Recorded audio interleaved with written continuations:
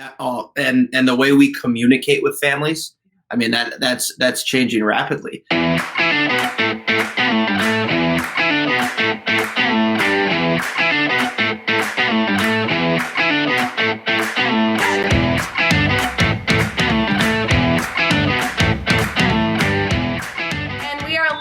Officially this morning for our amazing daily drop-in, where we are joining our Facebook group every single morning, Monday, Tuesday, Wednesday, Thursday, and Friday at 7 a.m. Central, 8 a.m. Eastern, to go live with amazing educators, talk shop, get your questions answered, brainstorm, all that fun stuff. And I get to be live this morning with one of my favorite administrators. Joe, how are you?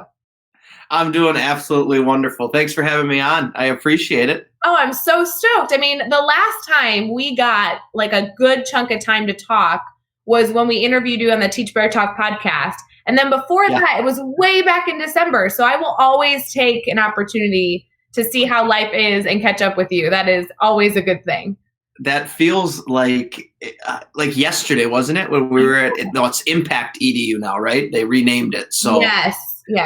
In Minneapolis, yeah. It was a cold week, I remember, if I recall. It was freezing. I was freezing. Yes, that's very true. I do want to get into all these details, but as people start flooding in and they see you, I want to make sure that they also know kind of your background in education and the things that you've done, because I know that we're going to be sharing a lot of stories, and I want to make sure we give them context. So, Joe, would you mind kind of telling us what you do in education, your role, and then maybe a little bit, if you don't mind sharing, on what's going on with remote learning where you live?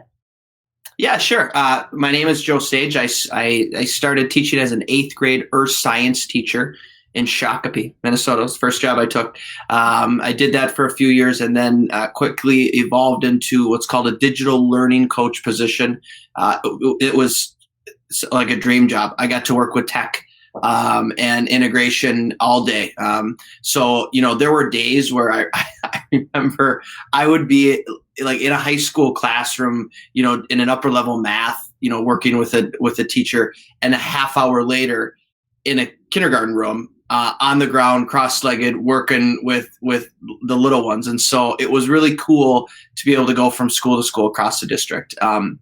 At that same time, I started teaching physics. Physics First Movement was happening in Shakopee, and I also evolved into teaching some AP physics. It was phenomenal. I loved it. That's when I went and started to pursue more education and got my administrative degree and took a dean job at Faribault High School.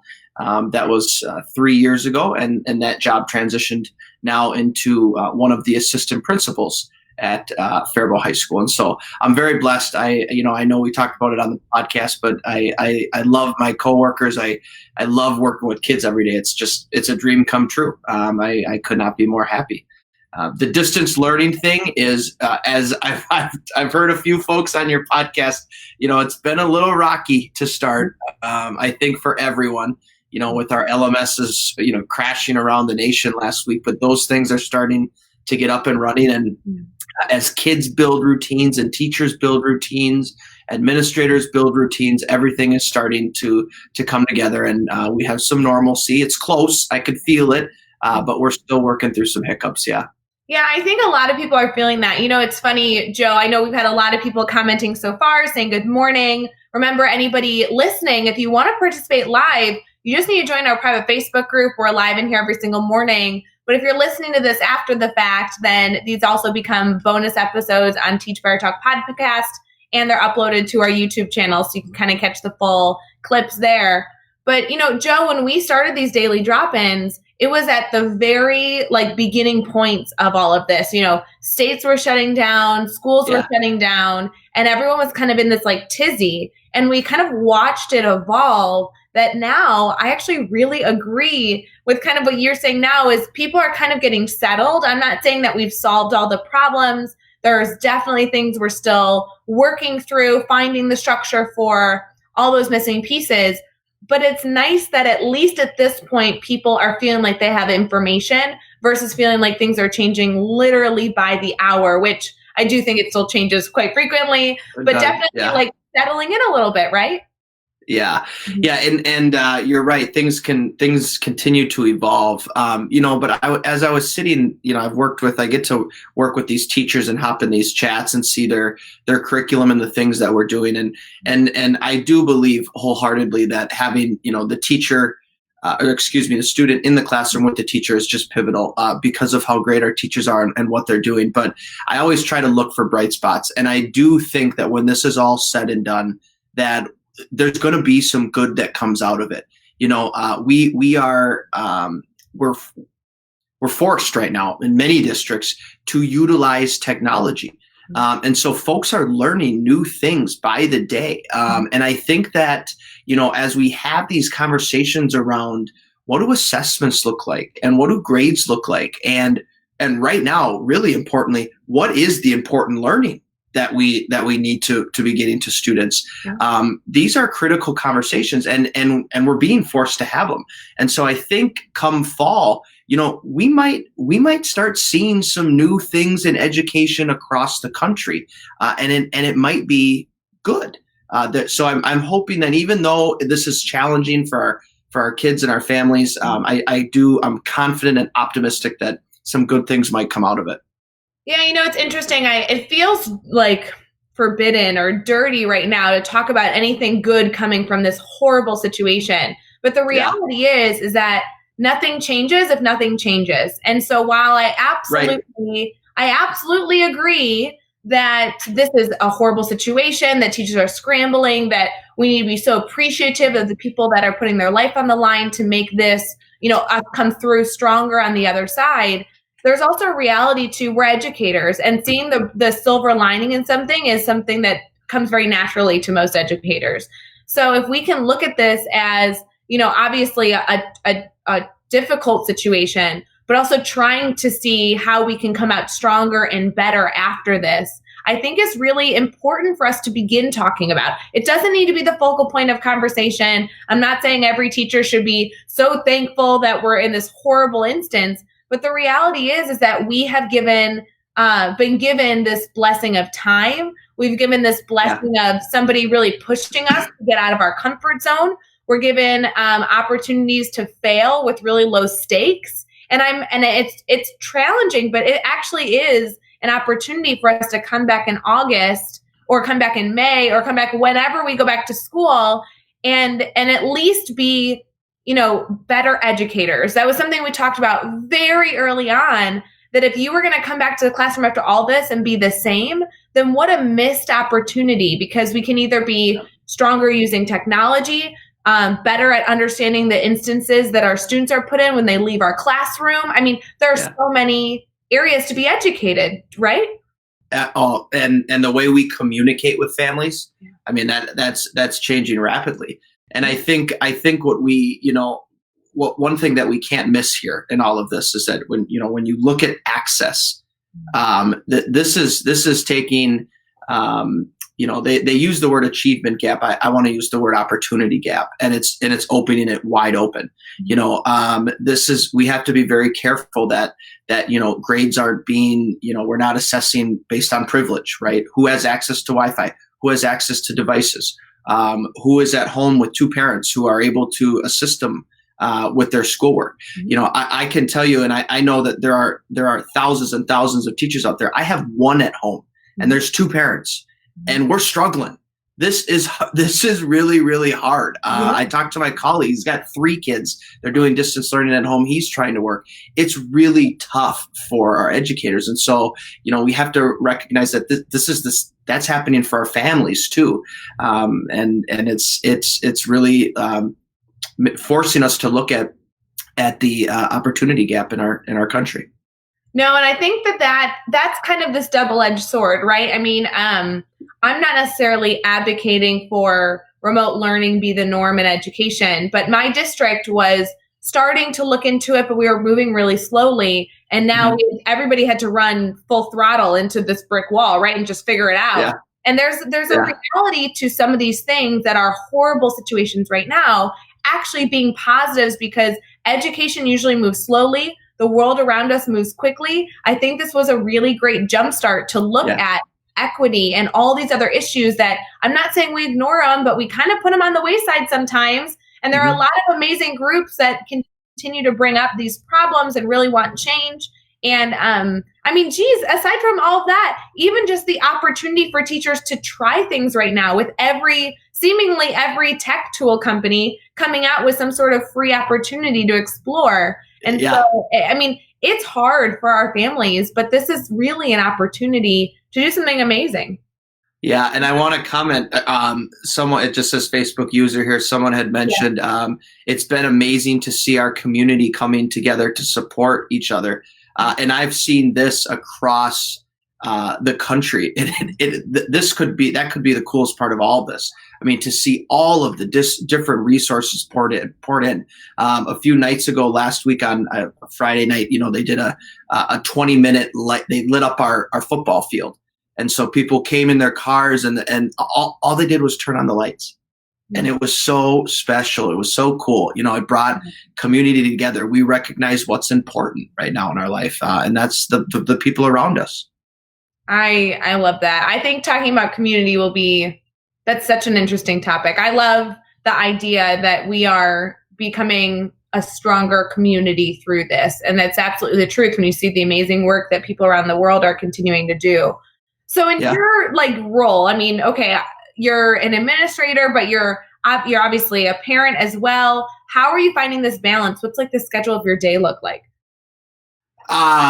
So every day is very, very different. Yeah. My wife is also an administrator. And so, we have a 3-year-old that's at the house. Both of us are in meetings frequently. We try our best to balance it. But some days it's really tough. I tell some folks that I get on web chats with, you might hear a dog and you might hear a kid. And many teachers are telling me the same thing, and that's okay. We try to keep them busy, but the hours look a little bit different too. Sometimes you get going really early in the morning and things are super busy, and there's a little bit of an afternoon in the break, break in the afternoon, and then you pick back up at night. But I would encourage everyone out there right now to find that balance where maybe in the middle of the day you go for a walk and you clear your head. When I'm sitting on computers for hours a day, it's just you start getting antsy and mindless. I can't do it. Throw your headphones in, take a call, go for a walk, get some fresh air, take those breaks, because it's important when we're digital like this all the time. I like the idea of taking a phone call and a walk. I hadn't thought about that one. That's such an easy one that, you don't have to find a break in your day to do that. You can actually still be working and still be getting out. Jeff Gargis, who I know is probably in here watching, had made a comment to me earlier this week that we went a whole day not talking. And he's like, I don't like that at all. And then I think with super MIA yesterday as well. I worked in the morning, did a bunch of stuff with my school, with my students, and then I just sat on my back patio in the sun for an hour. It was so nice to have this break, and I left my phone inside and the dogs were hanging out. So I think this idea of finding some sort of balance and structure in your day is something I'm still figuring out, but it seems like everyone else kind of has a little bit of a routine that they can pinpoint. In the morning we do something like this, in the evening we do something like this, right. And usually there's a break in the middle. Well, and I'm curious your thoughts on this. I know you're so well, you're very well connected, and you're active on social media and through all of these organizations. My biggest struggle, and I have to be better at it, is these things.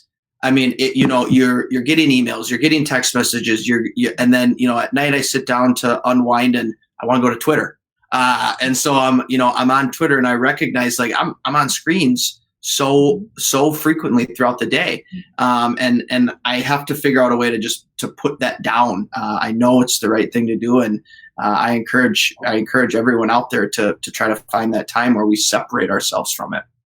Well, isn't it interesting, because we could absolutely now get into this conversation around finding balance and the tools that we're using ourselves, but there's a really popular conversation going on in the flip side of the students' interaction in that same capacity. We have a lot of families right now.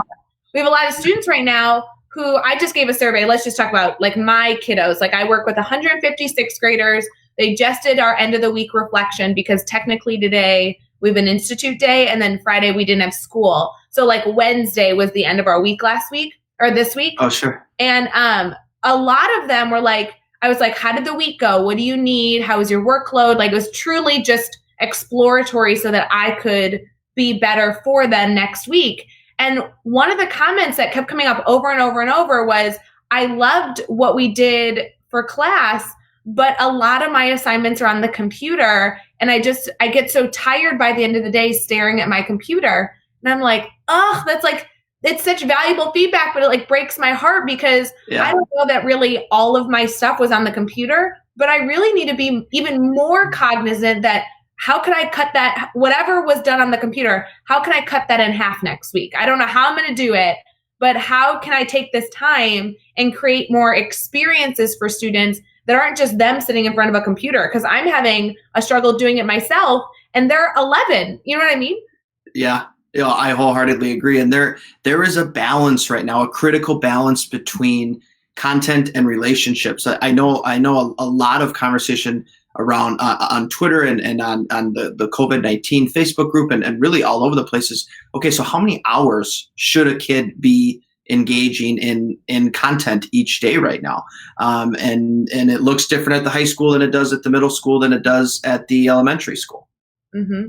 Do you guys have, I know that Illinois and a few other states released actually details about that topic, which I talked about it on a Facebook drop-in. I don't remember which day it was, but maybe it was last week. I thought it was so helpful that I literally was given a minute-by-minute range of the things that I should be assigning. And I'm not saying that like I want to be constrained and be told what to do, but it was nice to have the safety net of a little bit of structure and consistency that then I could go to my team teachers, I could go to my colleagues, I could go to teachers that I collaborate with at the elementary and the high school level and say, hey, I'm glad we're all on the same page with what this assignment, type looks like. Right. And to be honest, Joe, although I'm sorry, I'm cutting my own question off because I do want to hear if you guys did any of that. I also, on the flip side, heard from my students in response to that yesterday. So I think it would be cool to talk about that as well. But did you give any precautions on timelines for what people should be working? What we basically did is we had a group of what we called facilitators, administrators across the district working with each different grade level. And I think that we were all pretty consistent on it. I think, looking back, one of the biggest mistakes that we made was that, and I don't, in hindsight, I don't really know if this one was too much on us, but it all happened so fast. And then we're out working with these groups. We had 2 weeks. And so, there may have been some slight inconsistencies, but I think that we, at the high school level, we were pretty consistent in this idea that it should be between 20 and 30 minutes per class per day. That's very consistent with the other things I'm seeing as well. Yeah. We said that during the very first week, which was last week of distance learning, there does not need to be any new content. You don't even have to put content. We got to check on our kids. The content is secondary right now. I got this email.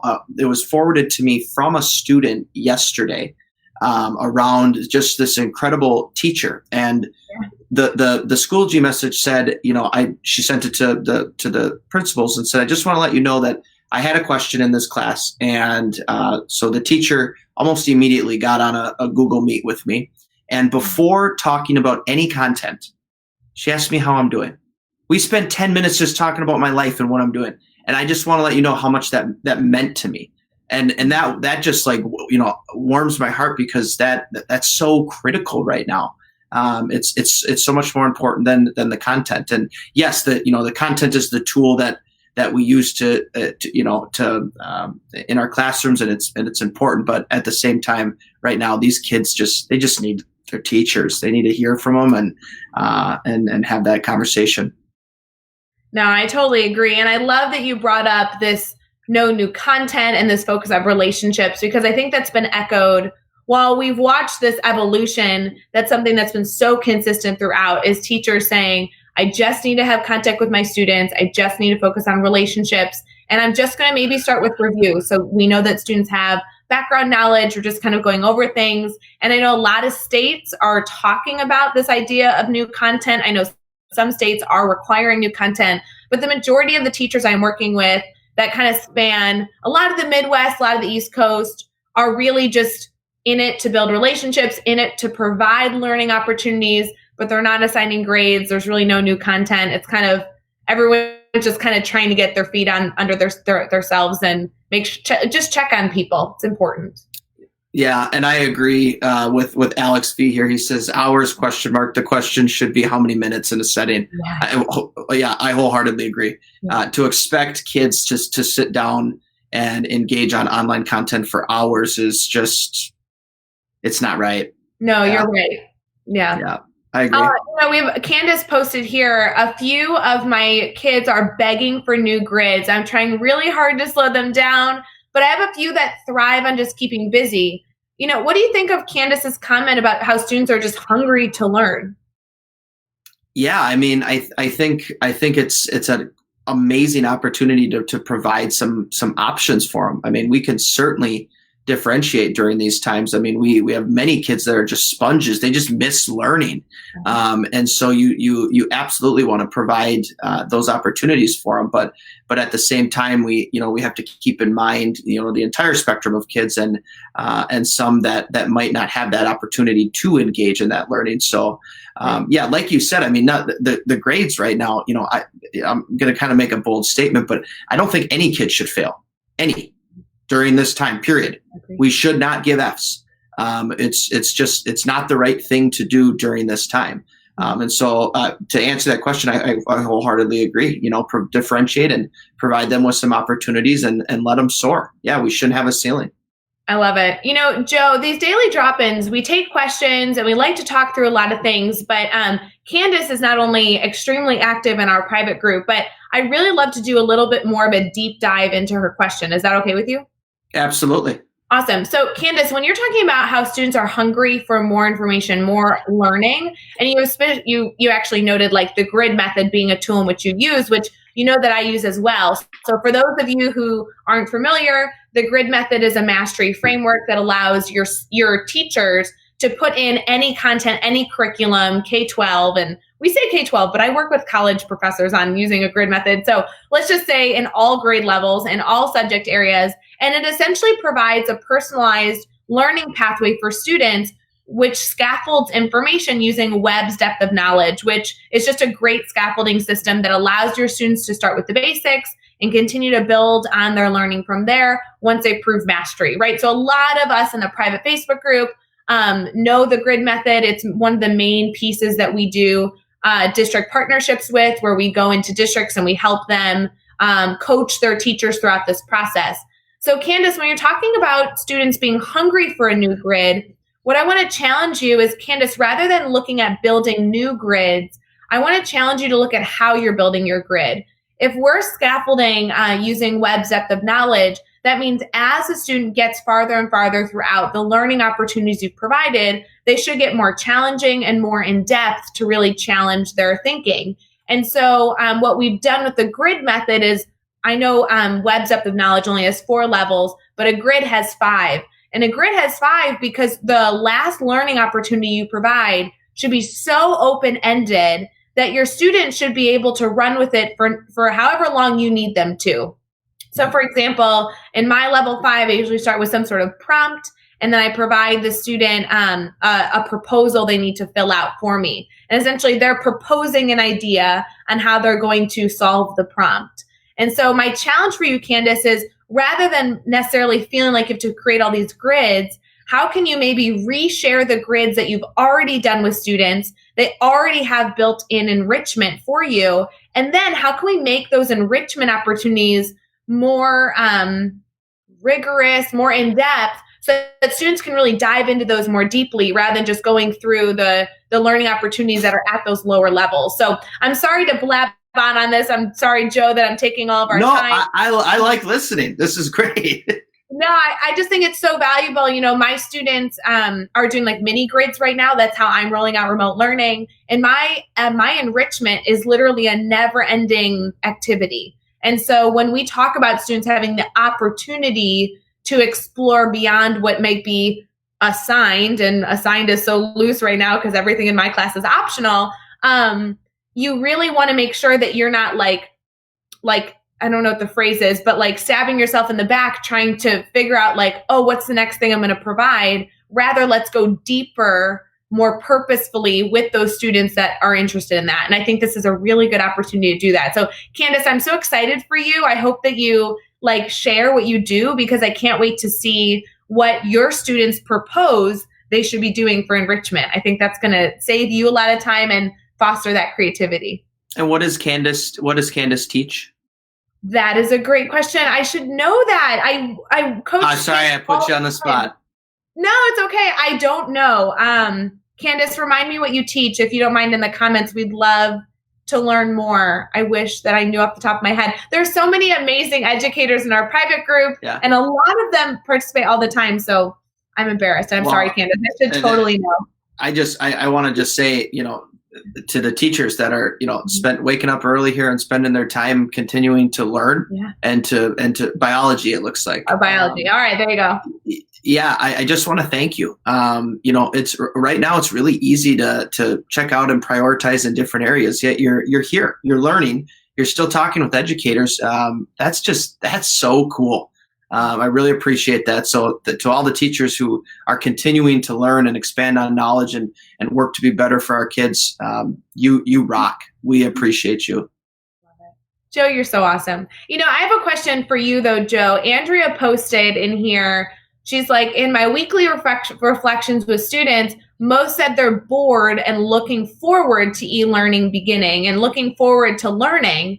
So do you have any ideas, Joe, that maybe you've seen your teachers do or seen online? If a student's saying that they want more opportunities to learn, similar to what Candace said, that they're bored at home, any options of like easy things we could be having students do that may not be as much work on teachers and like might benefit students just exploring a little bit more?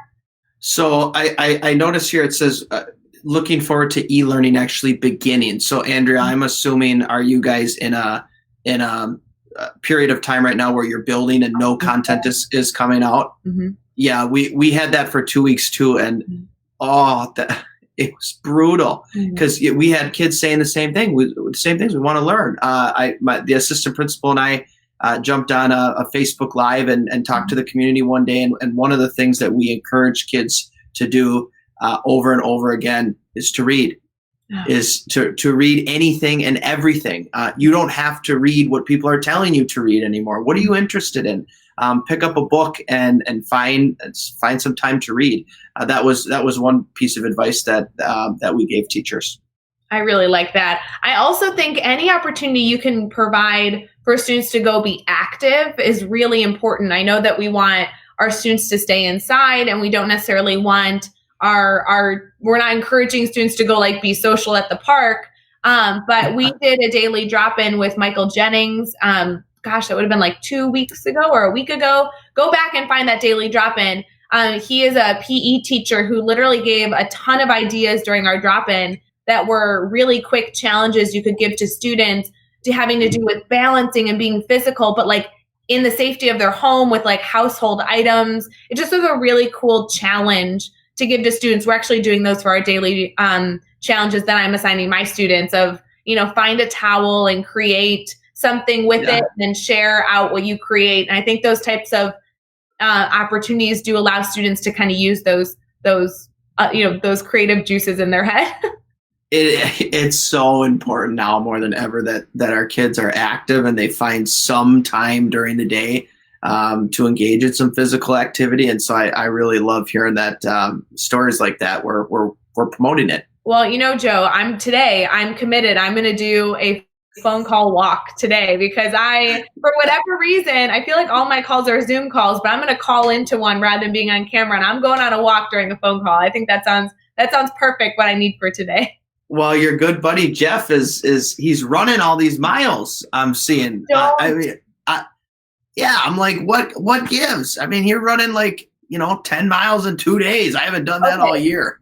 When I met Jeff and Chad, I met them on Twitter, literally during a Twitter chat is how I met them. and they were not active. Like they were normal people, couch potatoes, right? Like all the rest of us. And now they go run like all these miles and they're losing all this weight. They're all healthy. And I'm still sitting here like twiddling my thumbs like, why are all these people running? I don't understand. It does, though. It feels so good. I mean, you're more productive after it, but it's tough to do. There's that, for the folks out there looking for something there's a lot of great stuff online, where you can work out right in the luxury of your own home, Beachbody on demand. It's awesome. Yeah. So do you have a favorite program or favorite workout that you're doing right now? My go-to is the Sean T episodes on Beachbody. So he's got like the Insanity, he's got the Max 30, and so I attempt to get through them. There's a lot of breaks, a lot of water breaks, but it feels good, staying active and trying to do those things. I think that's really good. I am doing yoga by Adrienne in the morning on YouTube. So I would encourage everyone, get into yoga, do something. Running, I've never done it. Something. Yeah. I've never done yoga. I'll have to give that one a shot. Yoga is the best. It's like a workout it's my cop-out workout. I know yoga is really challenging, but my background's in dance. I actually got into teaching because I was a dance instructor. And so for me, yoga is like similar enough that I feel like I can get into it. Running, I give up so fast. Like I give up so quickly. I know. Yeah, I understand that. But hey, good job, Jeff. And you said, they're running. Good for them. Yeah. So healthy. And I like Alex says, #team walking, not running. Yes. Alex, I don't know you, but I like you. That's wonderful. Yeah. I also think it's really valuable, and I'm sorry, the names don't come up on our end. So if you're participating, feel free to put your name at the end of your comments. We make sure to specifically address you. Although I am going to look here. It looks like Kevin also notes the value of how many resources are actually accessible right now for teachers. So if you're looking for extension activities or things to do with students, look up those STEM activities that are so available right now, or look up what tech resources exist that you can give your students the opportunity to explore, rather than you having to create every single learning opportunity yourself. I think that's a great comment. Yeah. A small community near me sent a Facebook message asking everyone to put stuffed animals in their windows so kids in the area can take scavenger hunt walks looking for them. How cool is that? I love that. That's so great. That was very cool. Let me see who posted that comment. I had it up on my phone and now I just closed it. I think that's a great idea. Is your community doing anything like that? No, we haven't yet. I'm learning a lot here as I just watch these brilliant educators put stuff in. That's an idea that I'm going to bring out. But no, I love that. That's cool. Looks like that was posted by Veronica. Veronica is doing wonderful things in her classroom, and I love when she pops into our Facebook Lives because she always has questions that have no fear in them. I love teachers that are able to ask questions for the sake of really wanting to be better. And Veronica constantly comes with these challenging questions, wanting to just be better for her students. And I think that's really important. Gosh, I wish we could all be like that all the time. That's not easy to do. It makes you very vulnerable. It does. And for all of the teachers and educators on this chat right now, I'm very interested in, feel free to comment. What is your biggest struggle right now? When you wake up, what's given you, anxiety and fright to experience throughout the day with all of this? I'm very curious to hear what folks are saying. Yeah, while you are answering Joe's question, I do want to highlight, remember that if you want to participate live in these conversations, you just need to pop over into teachbettergroup.com. It's just a private Facebook group of thousands and thousands and thousands of educators that come together to talk shop. You can participate live in these conversations Monday through Friday, every single morning for our daily drop-ins. But then you can also catch these after the fact on YouTube and as bonus episodes for Teach Better Talk podcast. Additionally, I know I've heard from a lot of you recently in my email, but don't forget that we have our distance learning portal that has all the free downloads, all the YouTube playlists, all the courses, all the blogs that we've been producing for this remote learning, e-learning, distance learning environment. And so if you're a teacher who's kind of looking for a free download to help you structure your week in your classroom, or a course to help you better facilitate what you're doing with students, that is accessible at teachbetter.com. So I know a lot of you are using it, but if you have not yet checked that out, there'll actually be 2 or 3 new things coming today or tomorrow. I want to say today, that's going to be releasing for our administrators to try and help them continue to structure the work that they're doing as well. So no matter what type of educator you are, we really are trying to help you. And the faster you come and tell us that you need something, the faster we can create it. So Joe, while people are throwing in their answers so far with wanting to share what's kind of like keeping them up at night, what's kind of their struggles so far, because we want to make sure we get to those. I also want to mention, I hope you can find time to join us for our administrator mastermind that the I saw that. Yeah, we're hosting on the 15th of April, and it's kind of spur of the moment. We just have contacts with so many amazing administrators. Yeah. Why not get them in the same room, you know? I'd love that. I would absolutely, count me in. Awesome. We'd love to have you. If you are interested, either listening right now live or after the fact, you can sign up for the Administrator Mastermind. It's on April 15th at 1 o'clock Central, 2 o'clock Eastern. And to be honest, this is going to be a private event. You do need to be somebody who can like register for this. We can give you the private link. So you can head over to teachbetter.com/mastermind. And you can actually not only choose to participate as an administrator, but if you're a teacher listening right now, forward this link to your principal to get them involved, because we're not really like specifically talking about anything. We're hoping people bring questions. It's going to be more of a roundtable format. And our hope is that you make a connection with other administrators who are in a similar district or a very different environment to just talk shop. So Joe, I think you'd be such a great fit for this. I hope you choose to join us. I would absolutely love to. You'll have to send me some more info on that when we. I will. I'll send you the link, teachbetter.com/mastermind. We'll get you all registered. I like it. I'm in. Yeah, I'll be there. So with these comments, Joe, anything that we think we need to highlight? So, well, one is just appreciating our positive approach. I think that's really important with our daily drop-in, that we not only want to talk about the hard things, but really talk about ways that we can be better. So very cool. I know Candace is posting here that she's struggling with not being able to be with her kids. Yeah. She misses just the day-to-day interactions with them. And while Zoom is a great tool, you know, it's not the same. So are you finding the same thing to be true with yourself, Joe? Yeah, it isn't the same. But let me assure you one thing, Candace, is, you miss your kids and they miss you.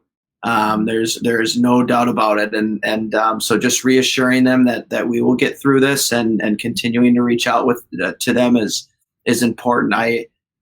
This one just breaks my heart, the struggle. I'm hearing the district is not one-to-one, a low socioeconomic area. We are really not able to teach. And let's just be real. She's right. That is the reality of it. Content is, it's not even secondary. It's non-existent because how do you do it with social distancing? We have found it's so difficult to get materials to students, so I can't tell who, it was Jessica. Mm-hmm.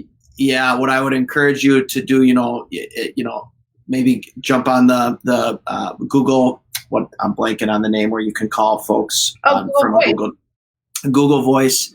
Mm-hmm. Use Google Meets, anything that you can just do to just have your kids see your face. That will lessen their anxiety. That will lessen their stress. You are a comfort to them. They love you.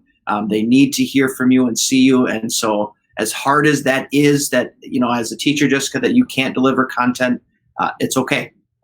We understand the situation you're in, and the tasks that you'll be faced with every day now will just look different. Yeah, I think that every single educator right now is creating their own schedule based on the needs of their students. And Jessica, one of the main focuses you're going to have, I hope, is just to try and build relationships. So if that's having a spreadsheet and making a call to every single family every single week, if that's even humanly possible, or something along the lines, like you now have the gift of time, which I know is a double-edged sword. And with this time, choose to connect with your students, even if it's just a phone call and it doesn't seem like enough. It doesn't seem like, what you've gotten the education for, building relationships with those kids, being present, even just leaving a voicemail. I know sometimes we make so many phone calls and you don't get the other person on the other line, they're going to get your message. They do appreciate you. And that work is really valuable. And then I would challenge you if possible. And Joe, I don't know if you agree, because we have this gift of time and because we have this struggle with not being able to teach, then that gives us two focuses: building relationships with students, which it sounds like you're already going to do, and exploring new things that you've never had the time to do before.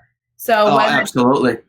Tech tools, take a course at Teach Better Academy, like you're doing right now, pop in for a daily drop-in, just work on being your best self. So when you do get back with students, you're giving them the best version of yourself that you ever had before. So it's really important. Yeah, you are right, Ray. This is a great opportunity to learn, and we certainly have to capitalize on that. And I will mention, one of the things I've heard teachers say is, even using Google Voice, and I called a few folks from my cell phone yesterday, and what does everyone do now when they see a number they don't know?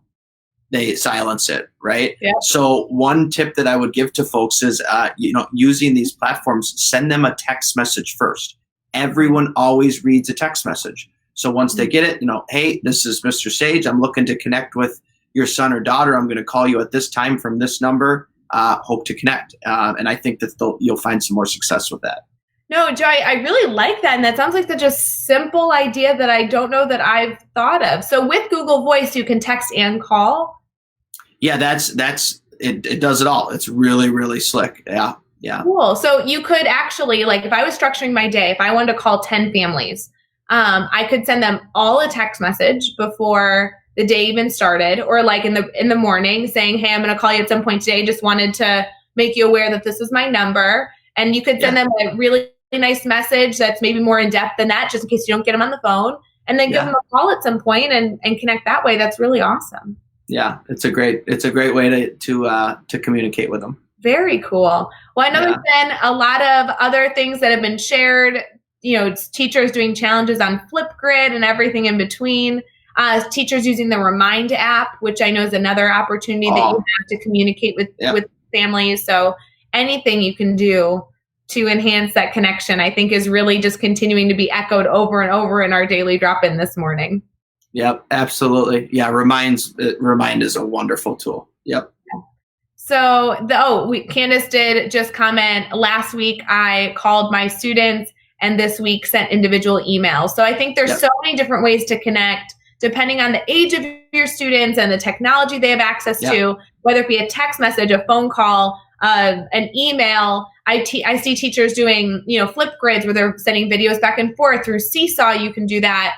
I know a lot of teachers are recording themselves on camera and sending that out. And while some of those means of communication are either one way and not always giving that two-way interaction, it's still our responsibility to try and provide that safety net for our students where they can see our face, hear our voice, and have us reassure them that we're going to get through this and we're going to be okay. We all kind of need that right now, I think. We're feeling a little stuck at the moment.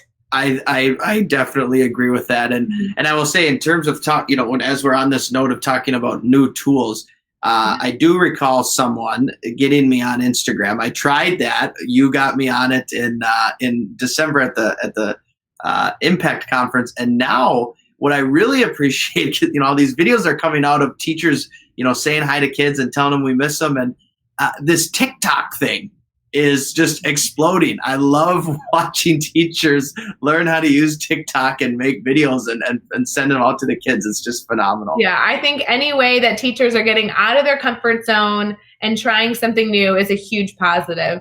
We have been live together for this conversation for about 45 minutes. There has been so many things that we have been able to cover, and you have provided so much value. I do want to ask, though, if I was popping into this daily drop-in, I arrived late, I'm catching the last few minutes, and I didn't know anything about what we've talked about, what would you want a teacher's biggest takeaway or an educator's biggest takeaway to be after connecting with you with this daily drop-in?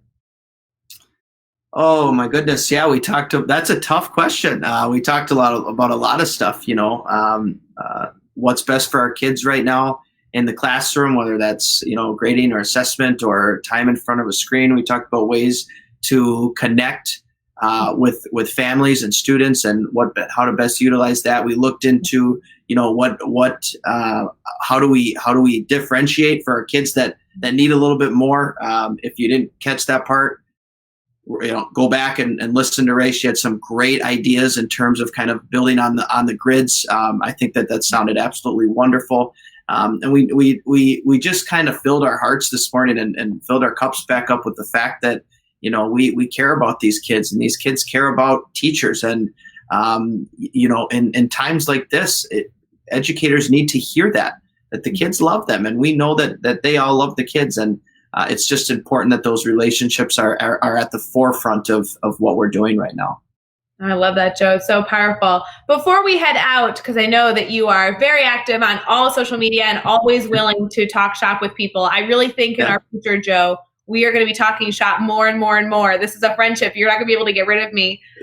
How can our network, the people listening now or even after who are catching this episode as a bonus episode on Teach Better Talk or on our YouTube channel, how can they stay connected? With me personally? With you, of course. With you. Yeah. My number one social media tool that I use is on Twitter, and my handle is Joe Sage FHS. That's JOESAJE FHS, or as Jeff says, Joe Sage. I know, that was a funny part of our podcast. Yeah. So no, I really encourage anyone that wants to connect through Twitter. I love collaborating with folks and learning from others. And so feel free to follow me. I will follow you back. Like I said, I'm a lifelong learner. So if you're putting out content and you want to chat about education and teaching, I'd love to connect with you. Yeah, and I can echo that. Joe is always responding to people. He's always commenting on things. Every time I talk to you, Joe, you are like this positive energy, and you speak in such practicality, and you understand that education's hard. And I love your mindset on just trying to help people be their best. And I think that like oozes out of you every time we chat. And I just always enjoy our conversations because it's filled with these inspirational, really powerful messages, but also very tactical tips that we all need that we can go take to our classrooms tomorrow. And so I really appreciate that about you. And I'm really appreciative that you joined us for our daily drop-in, because these are so fun to be able to pop in every single morning, Monday through Friday, and talk education to kick off our day. So thank you for being here. Oh, I appreciate you having me. And I know a lot of folks right now are just checking out new podcasts. And so maybe this is the first time you've listened to one. And I would encourage you to check out the Teach Better Facebook group. For someone like me, what I really love about that, honestly, is that it's just instant PD. It's just content coming across a platform that I use frequently. So follow the Teach Better team, join that Facebook group, with Twitter and Facebook, and really it's PD at your fingertips, and it's there when you want it. I can sign on, and if I'm in the mood to be looking at PD and stuff like that, it's there for me. And so check that out if you haven't yet. It's a great opportunity. Awesome. I really appreciate that, Joe. And for everyone else, we will see you tomorrow bright and early for our daily drop-in. We will be live with Suzanne Daly, who is actually a blogger with us at teachbetter.com. She presented at Teach Better Conference 2019, and she oozes happiness as well. So, Joe, you won't want to miss that one either. Suzanne is a part of a blog series that we have over at teachbetter.com called Teach Happier. And so if you want to see what sunshine looks like bright in the morning, you just go see Suzanne Daly. I'm so excited to see her tomorrow. So thank you again, Joe, for everything that you do. We'll see everybody else tomorrow morning at 7 a.m. Central, 8 a.m. Eastern. See you later. I love it. Thanks so much.